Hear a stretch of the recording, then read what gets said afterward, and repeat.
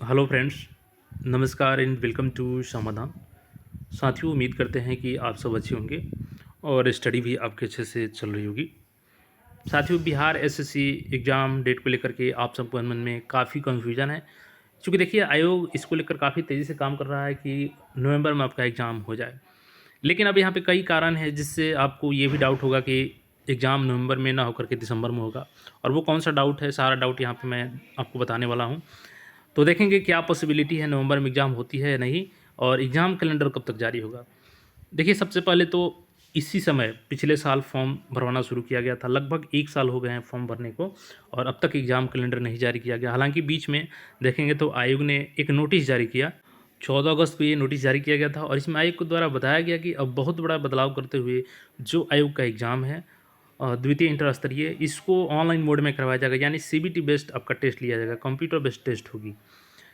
तब यहाँ पे छात्रों के मन में ये भी सवाल आया कि जब ऑफलाइन एग्ज़ाम नहीं संभलता है आयोग से, तो फिर जो ऑनलाइन एग्ज़ाम होगा उसमें कैसे धांधली को रोक पाएगी। और इसी बीच बिहार में कई ऐसे सेंटर हैं जहाँ पे बड़े लेवल पे धांधली किया जाता है, खास करके ऑनलाइन एग्ज़ाम में।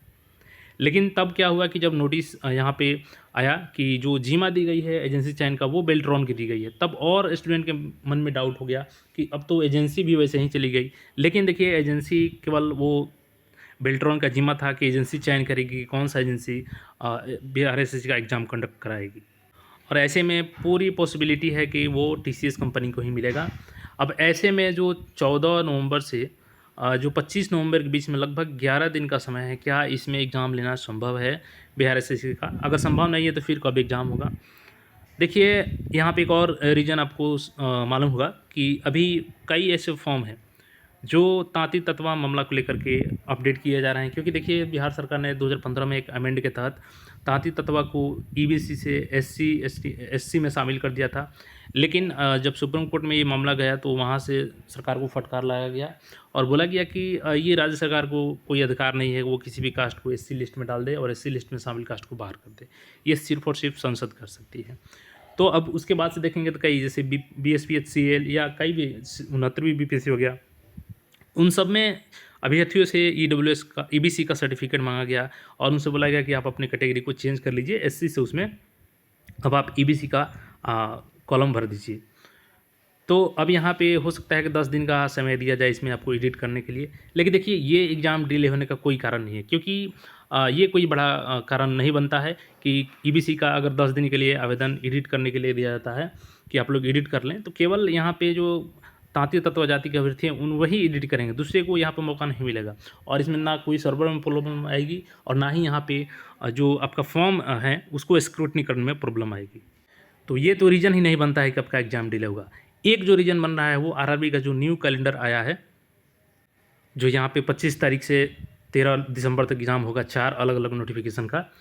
तो देखिए, अब क्या संभव है एग्ज़ाम हो पाएगा नवंबर में? तो आयोग तो तेज़ी से कार्य कर रहा था नवंबर में एग्ज़ाम लेने को लेकर के, लेकिन यही कारण था कि अभी तक आयोग ने कैलेंडर नहीं जारी किया था, क्योंकि रेलवे ने अपना कैलेंडर जारी नहीं किया था। तो क्या 10 दिन में एग्ज़ाम हो पाएगा? अगर देखिए बिहार में कैपेसिटी की बात करें तो जो बापू अभी एग्जामिनेशन हॉल बना है, उसमें अगर बात करें केवल उस सेंटर की, तो लगभग 7,000 कैंडिडेट एक टाइम में वहाँ पे ऑनलाइन टेस्ट दे सकते हैं। और अगर 3 शिफ्ट किया जाए तो लगभग एक दिन में 21,000 अभ्यर्थी वहाँ पे अटैच हो सकते हैं। और अन्य सेंटरों को भी मिला लिया जाए तो अगर बात करें, तो अगर एक दिन में अगर 2 लाख भी स्टूडेंट हो जाते हैं अटैच, तो लगभग फिर भी 10 दिनों में चांसेस कम है कि यहाँ पे एग्ज़ाम कंप्लीट करवा लिया जाए। तो ऐसे में पॉसिबिलिटी काफ़ी कम बन रही है कि नवंबर में एग्ज़ाम हो पाएगा। लेकिन देखिए, ये आयोग बीएसएससी है, क्योंकि ये लेट लतीफ़ी करता है तो वैसे ही, और एग्ज़ाम लेता है तो अचानक से नोटिस भी जारी कर देता है। तो आपको देखिए तैयार भी रहना है कि अगर नवंबर में ले ले, जो कि पॉसिबिलिटी कम है अब, तो उसको भी आप लोग टारगेट लेकर के चलेंगे। लेकिन अब मैक्सिमम जो चांस लग रहा है आपका, वो चूँकि 13 की एग्ज़ाम ख़त्म हो रहा है, तो 15 दिसंबर के बाद ही आपका यहाँ पे एग्ज़ाम हो सकता है। तो ये अपडेट था, सोचा मैं आपको अपडेट कर दूं, क्योंकि देखिए बीच में यहाँ पे रेलवे का एग्ज़ाम हो रहा है।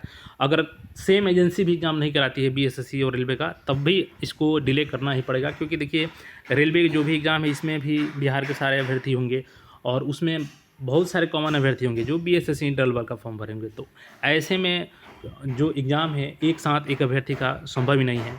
इसलिए यहाँ पे आपका एग्ज़ाम अब मैक्सिमम पॉसिबिलिटी है कि 15 दिसंबर के बाद ही यहाँ पे आयोजित की जा सकती है। लेकिन आयोग का कोई भरोसा नहीं है। अगर आयोग चाहे तो ये बचे हुए 10 दिन में भी किसी तरीके से एडजस्ट करके एग्ज़ाम ले सकती है, जो कि हालांकि मुमकिन नहीं है।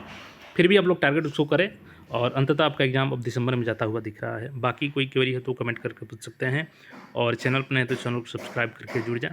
धन्यवाद।